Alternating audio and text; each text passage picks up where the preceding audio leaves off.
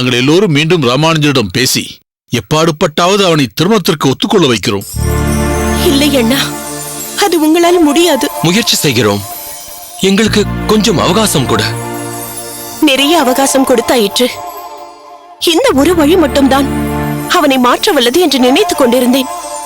அதுவும் கூட தவறு என்று இப்போது புரிந்து கொண்டு விட்டேன். புரிந்து கொண்டு விட்டாய் என்னும் போது உன் பிடிவாதத்தை கைவிட்டு விடலாமே காந்திமதி.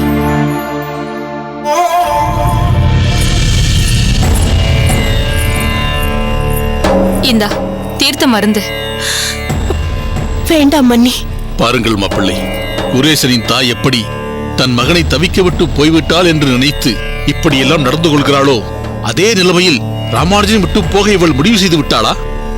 இனி என்னால் ஆவது ஒன்றுமில்லை சுவாமி.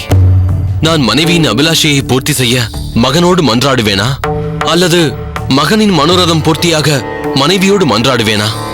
நான் என்ன செய்ய முடியும் சொல்லுங்கள் சுவாமி. காந்திமதி, உன் அண்ணாவும் அகத்துக்காரரும் சொல்லியே கேட்காத நீ என் பேச்சை கேட்கப் போவதில்லைதான். ஆனாலும் மன்னி என்பவள் தாயின் ஸ்தானம். அந்த ஸ்தானத்திலிருந்து சொல்கிறேன், தயவு செய்து இந்த பிடிவாதத்தை விட்டுவிட்டு அமுது செய்யவா. வேண்டாம் மன்னி. நீங்கள் என் தாயின் ஸ்தானம் என்பதில் எனக்கு எள்ளளவும் சந்தேகமில்லை. ஆனால் இதை போன்று என் ஸ்தானத்தை ராமானுஜன் ஏன் உணர்ந்து கொள்ள மாட்டேன் என்கிறான்? தாய் 8 அடி பாய்ந்தால் குட்டி 16 அடி பாயாதோ? உன்னை போன்று 2 மடங்கு பிடிவாதம் அவனுக்கு இருப்பதில் வியப்பில்லையே. நன்றாக யோசித்துப் பார் காந்திமதி. உனக்கு ஏதேனும் ஆகிவிட்டால் அந்த நிலைமையை சீர் செய்யவே முடியாது. ராமானுஜன் தன் விருப்பப்படியே அவன் இலக்கை நோக்கி போக ஆரம்பித்து விடுவான். அது மட்டுமல்ல, உனக்கு மிகப்பெரிய பொறுப்பு ஒன்று இருக்கிறது. கமலை என்று ஒரு பெண் உனக்கு இருக்கிறாள். அவளை பற்றி நினைத்து பார்த்தாயா? அவளை ஒரு நல்ல இடத்தில் கைப்பிடித்து கொடுக்க வேண்டியது ஒரு தாயாக உன் கடமை அல்லவா? திருமணத்திற்கு முன்னும் அதற்கு பின்னும் ஒரு பெண்ணிற்கு மிகவும் தேவைப்படுவது அவள் தாயின் அரவணைப்புதான். அதை நீ கமலைக்கு கொடுக்க போவதில்லையா? சொல் காந்திமதி. கமலையை பற்றியது அடுத்த கவலை மன்னி. ஆனால் கண்முன்னே நிற்கும் பிரச்சனைக்கு என்ன தீர்வு? என் ஆதங்கத்தில் நியாயமில்லை என்று யாராலும் சொல்ல முடியாது. அதனாலேயே என் நிலையை நான் நிச்சயம் மாற்றிக்கொள்ள விரும்பவில்லை. ஒன்று, ராமானுஜனின் திருமணம் நிகழ வேண்டும், அல்லது நான் உயிருடன். அம்மா,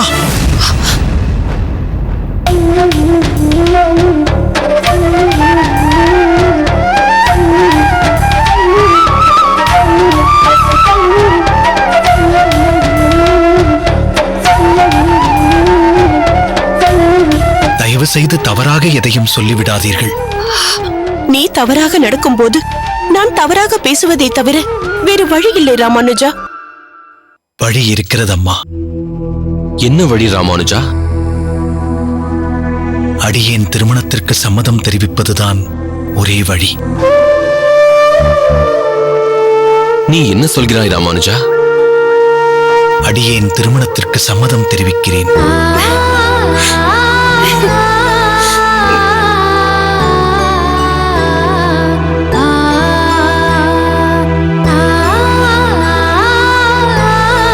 ராமானுஜா. ஆமாம் அம்மா. ஒரு தாயின் ஆதங்கத்தை புரிந்து கொள்ளாமல் அவள் பிரிவுக்கு அவனே காரணமாக இருப்பது மிகவும் துர்பாக்கியமான நிலைமை. அந்த நிலைமைக்கு தங்களையும் அடியேன் ஆளாக்க மாட்டேன், அடியேனும் ஆளாக மாட்டேன். ராமானுஜா, எப்பேற்பட்ட மகிழ்ச்சியான விஷயம் இது! என் வயிற்றில் பாலை வார்த்து விட்டாய் ராமானுஜா. இந்த குடும்பத்தின் ஒட்டுமொத்த மகிழ்ச்சியையும் திரும்ப கொண்டு வந்து விட்டாய். முழு மனதோடுதான் இதை சொல்கிறாயா ராமானுஜா? முழு மனதோடுதான் சொல்கிறேன். நம் குடும்பத்திற்கு ஏற்ற ஒரு குணவதியை தாங்களே தேர்ந்தெடுங்கள். இவள்தான் என் மாற்றுப்பெண் என்று கொண்டு வந்து நிறுத்துங்கள். கிஞ்சித்தும் ஆட்சேபனையின்றி அவளை என் சகதர்மிணியாக ஏற்றுக்கொள்கிறேன்.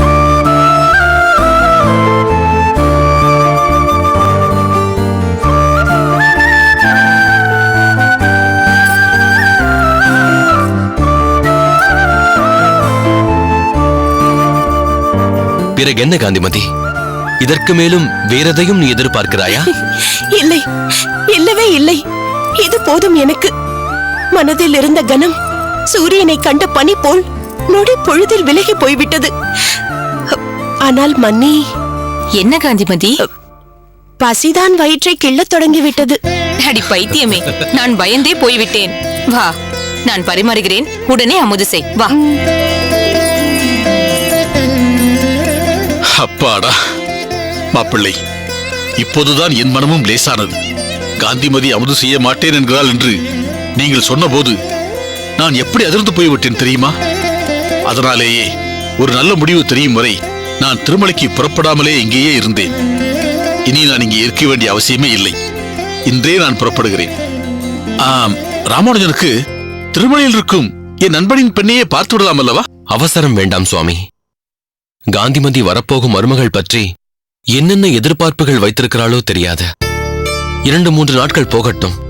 அவளிடம் பேசிவிட்டு அவளின் அபிப்பிராயத்தை தெரிந்து கொண்டு தங்களுக்கு தகவல் அனுப்புகிறேன். அதற்கு பிறகே நாம் எதையும் செய்யத் தொடங்க முடியும். அதுவும் சரிதான்.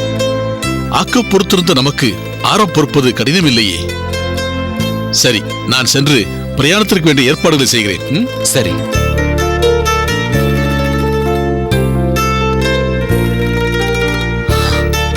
ஆதிகேசவா,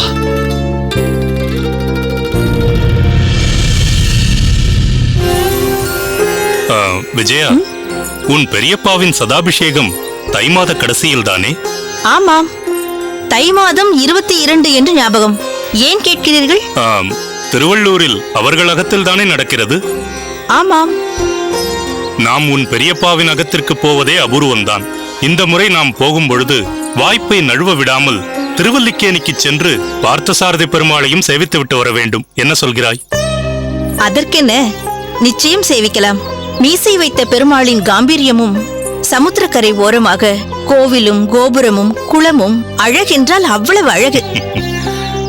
திவ்ய தேசத்தில் ஒன்றல்லவா அது?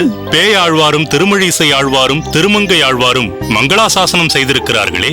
வழக்கம் போல திருவள்ளூரில் வீரராகவ பெருமாளையும் தாயாரையும் சேவிக்கப் போகிறோம் இல்லையா? நீதான் வழக்கம் போல என்று சொல்லிவிட்டாயே. திருவள்ளூரில் நாம் இருக்கும் நாட்களிலெல்லாம் 2 வேளையும் பெருமாளை சேவிக்கலாம். போதுமா? தங்குவதற்கோ உன் பெரியப்பாவின் அரண்மனை போன்ற அகம் இருக்கிறது. தூரத்து சொந்தம் பக்கத்து சொந்தம் என்று உன் உறவினர்கள் அனைவரும் வந்திருப்பார்கள்.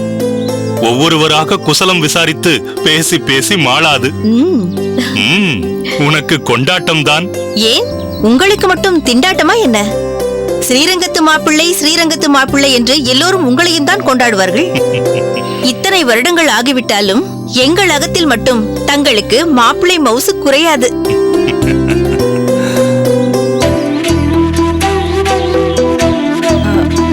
அங்கே பாருங்கள், சடகோபன் மாமாவும் அவரது தகப்பனாரும் வந்து கொண்டிருக்கிறார்கள்.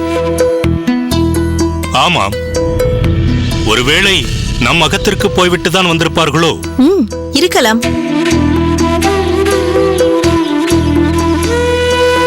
நமஸ்காரம். நமஸ்காரம். நமஸ்காரம். சடகோபன் மாமா, எங்களை தேடிக்கொண்டு அகத்திற்கு போயிருந்தீர்களா? இல்லை இல்லை, உங்கள் அகத்திற்கு தான் வந்தோம். அப்பா பெருமாளை சேவித்து விட்டு போகலாமடா என்றார். அடியேன் கோயிலுக்கு கூட்டிக் கொண்டு வந்தேன். தரிசனம் எல்லாம் ஆயிற்று. ஆஹா, திவ்யமாக ஆயிற்று. இப்போது நேராக உங்கள் அகத்திற்குத்தான் வந்து கொண்டிருக்கிறோம். பெருமாளின் திருவுளம் தங்களை இங்கேயே பார்த்து விட்டோம். அம்மா விஜயா, உன் அப்பா அம்மாவெல்லாம் சௌக்கியம் தானே? ரொம்பவும் சௌக்கியம். இப்போதும் கீழ்த்திருப்பதியில் கங்கை கொண்டான் தெருவில் தானே வாசம்? என் அப்பா அம்மாவையா கேட்கிறீர்கள்? ஆமாம், அவர்களைத்தான் கேட்கிறேன். நீ ஸ்ரீரங்கத்தில் இருப்பது எனக்கு தெரியாதா என்ன? ஆமாம் தாத்தா, இப்பொழுதும் கீழ்த்திருப்பதியில் அதே வீதியில் தான் இருக்கிறார்கள். சடகோபா, இப்போது இவர்கள் அகத்திற்கு போக வேண்டிய நடை மிச்சம் இல்லையா? இல்லை அப்பா, நாம் அவர்கள் அகத்திற்கு போகத்தான் வேண்டும். அவர்களுக்கு விஷயம் தெரிந்திருக்கும் தான். ஆனாலும் நாம் அவர்கள் அகத்திற்கு போய் விஷயத்தை சொல்வதுதான் மரியாதை. என்ன விஷயம்? உங்களுக்கு தெரிந்ததுதான். நாங்கள் அகத்திற்கு வந்துதான் சொல்ல வேண்டும் என்று நீங்கள் எதிர்பார்க்க மாட்டீர்கள். ஆனாலும் பழம்பாக்கு வெற்றிலையோடு வந்து விஷயத்தை சொல்ல வேண்டும். அதுதான் முறை. என்ன இருந்தாலும் உங்களால் தானே இந்த சம்பந்தம் முடிந்தது. தாங்கள் சொல்வது எதுவும் அடியேனுக்கு புரியவில்லையே. சரிதான், தங்கள் சிநேகிதர் திருக்கோஷ்டியூர் நம்பி தங்களிடம் விஷயத்தை சொல்லவில்லையா? எதுவும் சொல்லவில்லையே சுவாமி. திருக்கோஷ்டி நம்பியின் மைத்துனருக்கு என் பேத்தியை வரனாக பார்த்தோம் இல்லையோ? ஆமாம், தெரியும். அவருக்கு சொத்து பத்து நிலமீச்சு என்று ஒன்றுமில்லை. அதனால் அந்த சம்பந்தம் வேண்டாம் என்று விட்டுவிட்டோம். அது உங்களுக்கு தெரியும் இல்லையா? ஆமாம், 2 வேளை நிலமாவது இருந்தால் பேசுங்கள், இல்லை என்றால் இந்த சம்பந்தமே வேண்டாம் என்று நீங்கள் கண்டிப்பாக சொல்லிவிட்டீர்கள் என்று இவர் சொன்னார். இப்போது 2 வேளை நிலத்தை கிரயம் செய்து ஏதோ முன்தொகை கொடுத்திருப்பதாக பட்டயங்களை கொண்டு வந்து காட்டினார்கள். சரி என்று இப்போது திருமணத்திற்கு ஒத்துக்கொண்டிருக்கிறோம். இந்த விஷயத்தை ஏற்கனவே உங்கள் சிநேகிதர் திருக்கோஷியர் நம்பி உங்களிடம் சொல்லி இருக்க வேண்டுமே. இல்லையே. பரவாயில்லை, மெதுவாக சொல்வாராக இருக்கும். இதை சொல்லத்தான் உங்கள் அகத்திற்கு வந்து கொண்டிருந்தோம். இங்கேயே பார்த்து விட்டோம். சரி, செல்ல வேண்டிய இடங்களுக்கு சென்று விட்டு வந்து முறைப்படி அகத்திற்கு வந்து அழைக்கிறோம். தாராளமாக நீங்கள் எங்கள் அகத்திற்கு வரலாம். ஆனால் அழைப்பதற்காக இந்த வயதில் தாங்கள் அவ்வளவு தூரம் நடக்க வேண்டியதில்லை. நீங்கள் தான் விஷயத்தை சொல்லிவிட்டீர்களே, அது போதும். அப்பா, பெரிய நம்பிகள் சொல்வதும் சரிதான். நேரிலேயே அழைத்தாயிற்றே, பிறகு ஒரு நாள் அவர்கள் அகத்திற்கு போவோம். ஆமாம் தாத்தா, நீங்கள் இதற்காக சிரமப்பட வேண்டாம். சரி விஜயா. சடகோபா, அப்பா, அப்படியானால் மற்றவர்களை பார்த்து விட்டு இங்கிருந்து நேராக ஊருக்கு சென்று விடுவோமா? நீங்கள் எப்படி சொல்கிறீர்களோ அப்படியே செய்யலாம். பெரிய நம்பி, அம்மா விஜயா, தாத்தா, இதனால் உங்களுக்கு ஒன்றும் வருத்தம் இல்லையே? இதில் வருத்தம் என்ன இருக்கிறது தாத்தா? நாங்களே தானே சிரமப்படாதீர்கள் என்று சொன்னோம். நீங்கள் இங்கிருந்தே சௌகரியமாக கிளம்பி ஊருக்கு போய்விட்டு வாருங்கள். சரி அம்மா, நாங்கள் புறப்படுகிறோம். பெரிய நம்பி புறப்படட்டுமா? சந்தோஷம். என்ன விஜயா இது? மிகவும் ஆச்சரியமாக இருக்கிறதே. மச்சினனுக்கு நீங்கள் சொன்ன வரம்தான் நிச்சயமாயிருக்கிறது என்று ஒரு வார்த்தை கூட இதுவரை திருக்கோஷ்டி சொல்லவில்லையே. ஆமாம், எனக்கும் ஒன்றும் புரியவில்லையே. நீங்கள் திருக்கோஷ்டியூர் அண்ணாவை மடத்தில் பார்க்கவில்லையோ? பார்க்காவிட்டால் என்ன, அகத்திற்கு வந்து சொல்லிவிட்டு போயிருக்கலாம் அல்லவா? அவருக்கு என்ன வேலை பளுவோ என்னவோ தெரியவில்லையே.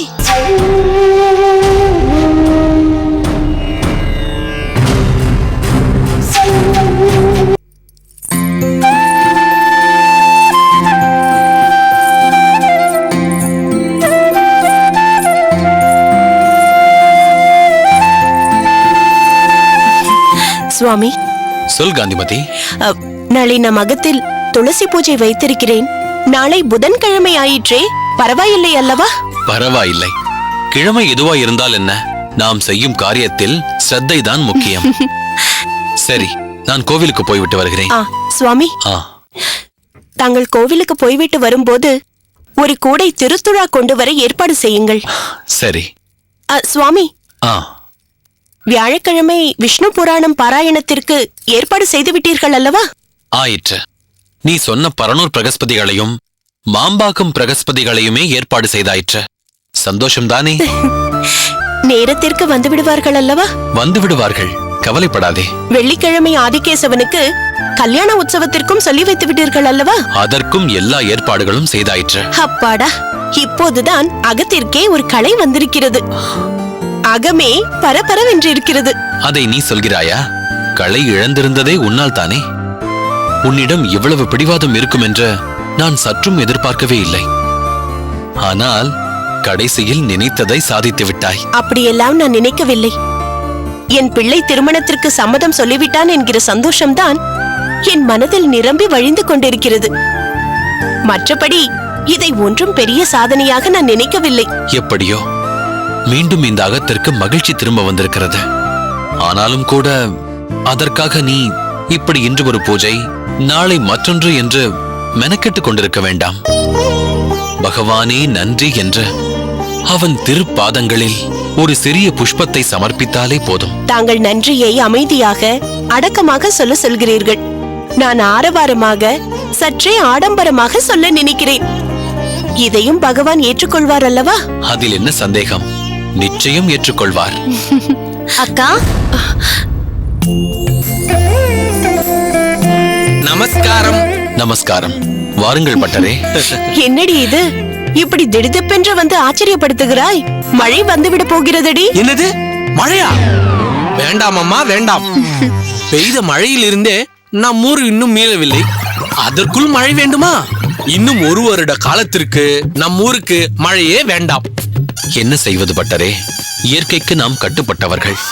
இயற்கையை நாம் கட்டுப்படுத்த நினைத்தால் இப்படி பேரழிவுகள் ஏற்படத்தான் செய்யும். உண்மைதான். இவள் அண்ணாவும் மன்னியும் மதுரமங்கலத்தில் எங்கள் அகத்தில் இருந்து கிளம்பின போதே நானும் இவர்களோடு அக்காகத்திற்கு போகிறேன் என்று குதித்தால் நான் தான் இழுத்து பிடித்து அடக்கி வைத்திருந்தேன். அண்ணாவோடும் மன்னியோடும் வந்திருந்தால் என்று வைத்துக் கொள்ளுங்கள், உங்கள் அகமே திமிலோகப்பட்டு இருக்கும். அதனால் என்ன? சொந்தங்களும் பந்தங்களும் ஒன்றாக இருப்பது மகிழ்ச்சிதானே?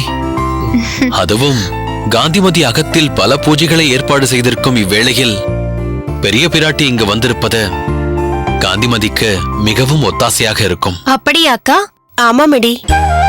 நாளை துளசி பூஜை, அடுத்த நாள் அகத்தில் விஷ்ணு புராணம் பாராயணம், அதற்கு அடுத்த நாள் கோவிலில் பெருமாளுக்கு கல்யாண உற்சவம். என்னக்கா திடீரென்று விசேஷம்? விசேஷம்தான், பெரிய விசேஷம். பூமி தேவிக்கு வளைகாப்பு செய்ய போகிறாயா? அதற்கு இன்னும் நாட்கள் இருக்கிறதடி. இது அதையெல்லாம் விட பெரிய விசேஷம். அதையெல்லாம் விட பெரியதா? என்னக்கா அது? ராமானுஜன் திருமணத்திற்கு ஒப்புக்கொண்டு விட்டான்.